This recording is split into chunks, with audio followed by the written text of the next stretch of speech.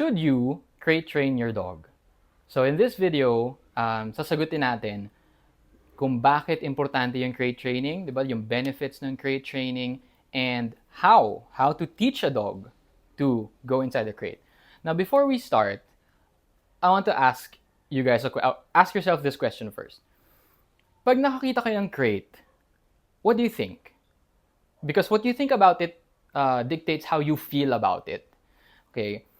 So, for most people, pag nakita sila ng crate, call it whatever you want.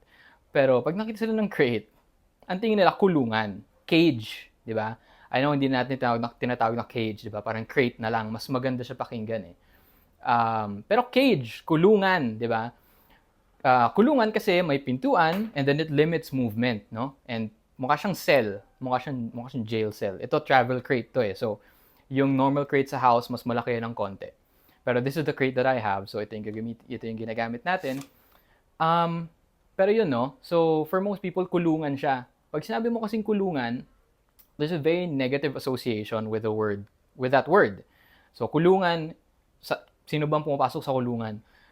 Makukulit, masasama, 'di ba? Pag nasa kulungan ka, kawawa ka. Pag nasa kulungan ka, parusa 'yon, 'di ba? So, yun usually, and I think that's why for most people, they have a hard time buying into the idea of bakit importante na i-crate yung aso. Gusto ko nga free siya, 'di ba? Love ko yung aso ko, gusto ko free siya. Eto na lang. So I would challenge you to see it in a different way. As someone who practices dog psychology, okay? Dogs are animals, okay? So as someone who practices dog psychology, to me, the crate represents three things: safety, peace, and rest. Okay? Safety kasi pag nandito ka, I can keep you out of trouble. Okay? Safety, and then peace. If you're overwhelmed for whatever reason, we're talking about the dog, ha?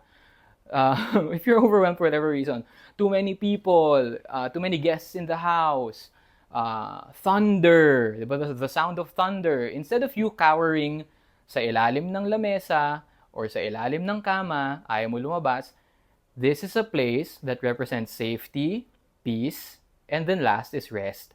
So kung magpapahinga ka, dito ka, this space is yours. Kaya may peace, di ba? Kasi dito walang gugulo sa'yo. Okay? Ideally, all the humans at home are in agreement na pag yung aso nasa crate, hindi siya guguluhin.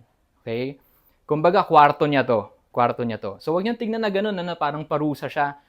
Never put a dog inside a crate na parang dahil nakulitan ka sa kanya, di ba? Naburyo ka, tapos pinasok mo sa crate, di ba? Tapos, dyan ka! Bang! Tapos sinara mo. Negative, hindi makakatulong yun sa dog mo. And it will create a negative association with the crate. Ayaw natin yun. What we want is for the dog to go inside the crate, associate the crate with positive things, positivity, and go inside the crate willingly. Okay, so there are two folds to this. Bakit ba importante yung crate training? Two things. Number one, you can practice separation. Okay? Now, ba't importante yun? Because where most people I think get it wrong is that they want the dog to always be close to them because they like how it makes them feel, right? Palaging may susunod na sunod sa'yo, ganyan.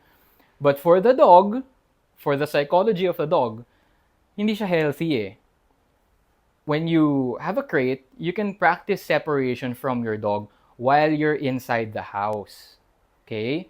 Because the reason why your dog barks, scratches at the door, ruins furniture, is because you only practice separation when you need to separate, when aalis ka na. As in, papasok ng opisina, may ka-date ka, mag-grocery ka, ganyan, magbabayad ka sa bangko, doon ka lang magpa-practice ng separation. So for the dog, hindi niya naiintindihan yon. He doesn't rationalize. Hindi mo pwede sabihin sa aso mo na, wait lang ha, babalik ako. Hindi niya maintindihan yon. And then sasarahan mo siya ng pintuan. Aalis ka. So the crate is a good way to practice separation. Don't sell a false reality to the dog na never kayo magse-separate, lagi kayo magkasama. So kung gusto mo na yung aso mo hindi magkaroon ng separation anxiety, practice separation. And the way to do that, the best way to do that is by using a crate. So, nandito siya sa loob, nandun ka sa kusina. Nandito siya sa loob, nandun ka sa sala. Nandito siya sa loob, nandun ka sa kwarto mo. Nandito siya sa loob, may ka-zoom ka. You're practicing separation while you're inside the house. So, you make the separation natural. Eventually, pag lumabas ka, either magtapon ka ng basura or pumunta ka sa bangko, it doesn't matter to your dog. Because you practice separation. Okay, so that's one. Number two, yun nga, no, it gives them their own space. Their own space for resting. Yan. So, yun lang yung pinaggagamitan ng crate, ha. Huwag nyo siyang ilalagay dito ng galit kayo sa kanya. Okay, kasi hindi papasok yan. Now, how do we introduce a dog to the crate? Now, what you have to understand is, pag hindi nyo pa naka-crate yung aso nyo, never nyo pa siya napasok sa crate, ayaw talaga niyan. Hindi yan, he will feel confined. He'll feel confined. Especially, pumasok siyang excited siya, tapos sinara nyo yung pinto, he'll feel trapped. Okay? So, you'll see na once I start with the exercise, you'll see me get silent. Okay? Mawawala yung pagkadaldal ko. Because when we're teaching a dog, I always say, the dogs learn through nose, eyes, and then ears. Humans baliktad, ears, eyes. Okay? Pero nose, sa dog, nose. Nose controls 60% of the brain. So we talk to the nose, not the ears. So I have here food, treats.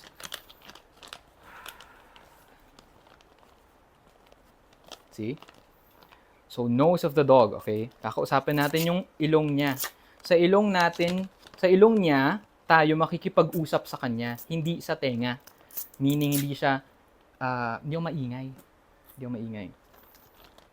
So, bubuksan ko, papaamoy ko sa kanya to get him motivated. Para ma-motivate siya gawin. To get him engaged. Diba? Yun yung training term, diba? To get him engaged.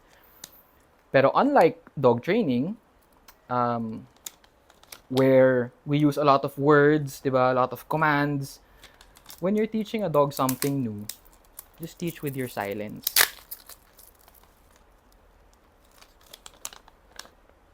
Okay, ayaw mo bukas.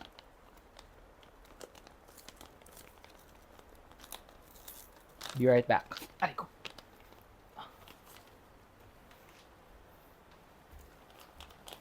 Okay, nabuksan na natin. Alright. So, bubuksan natin, papaamoy natin sa kanila. Yan. So, we know already, the mind is engaged. So, he will want to get the food. So, paano niya makukuha yung pagkain, di ba? This is where we use the food to our advantage. Okay?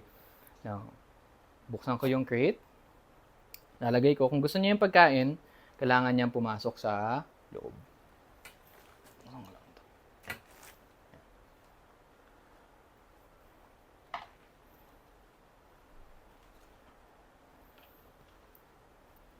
So, pumasok siya, di ba? Si Benson, marunong naman siya mag-crate.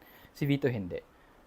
Tignan natin kung matuturuan natin si Vito later. Pero si Benson, so, pag pumasok siya sa crate, pagpasok ng crate, okay lang na excited siya. Pero, pag lalabas na siya ng crate, kailangan kalmado siya. So, paano natin gagawin yun? Ito yung food, sa loob. And then I will wait for him to calm down.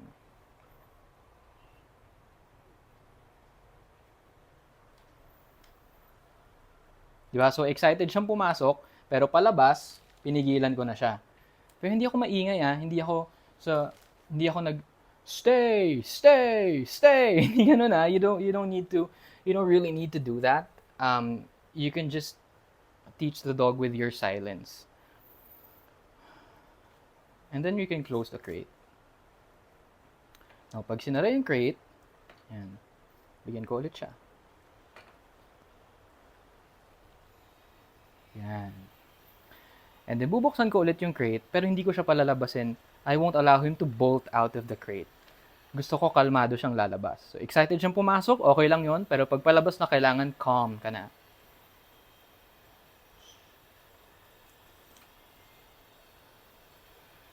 And then I invite him out. Yan. Okay. Again.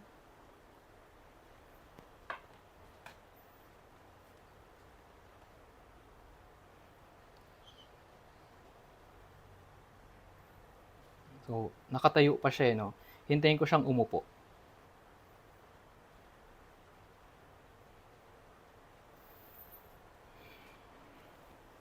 So, hindi ko siya kinakausap, ah. Patience, patience.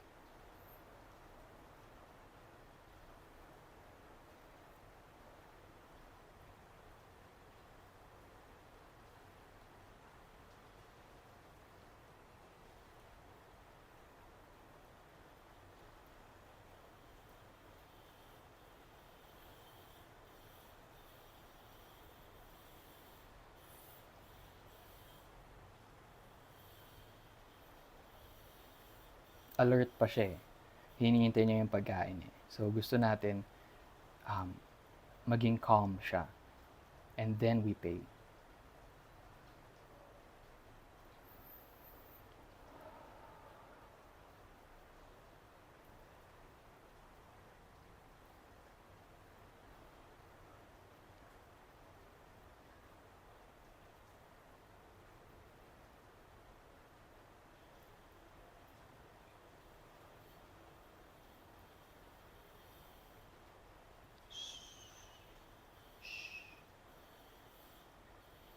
There you go.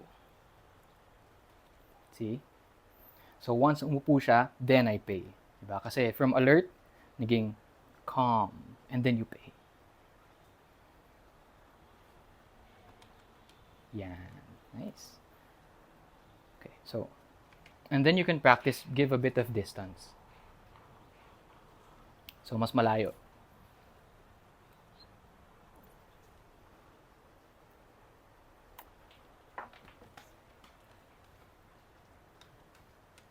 Good. Ganon. Quicker, right? Quicker because I was silent. Hindi natin siya ino-overwhelm ng commands, no? Sit, sit, stay, stay. Di ba? That's a very, sa dog training kasi ganun eh. Di ba? Pero, what I'm showing you is that you don't need that voice, you don't need that energy, yung assertive, di ba? Gusto mo nga kalmado eh. Gusto mo magpahinga siya dun eh. So, kailangan yung association. Yan. Calm din.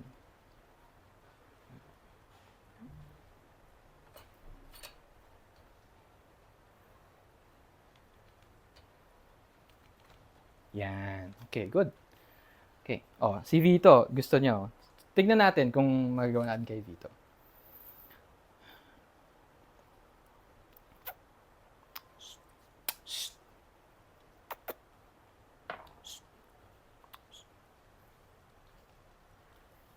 So, pag hindi siya pumasok mag-isa, here's what you can do.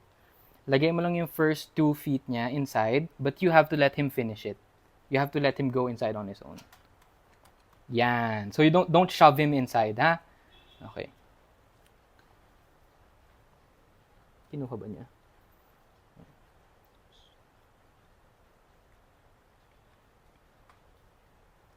Okay. Yan. And then we pay him inside. Good boy. Benson, move. They can't see. Close the door.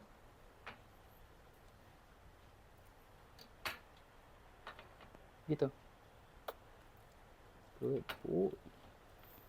Right. Then open the door. Yeah. So, hindi ko siya hinahayaan lumabas mag-isa, no? Ako magsasabi kung kailan ka lalabas. And yung paglabas mo, dapat kalmado. Dito.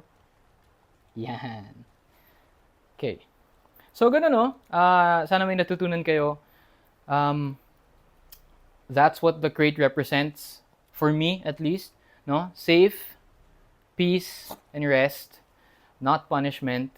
And you can teach a dog with silence, with your calmness. It's, in my opinion, way more effective than shouting or talking in a loud voice.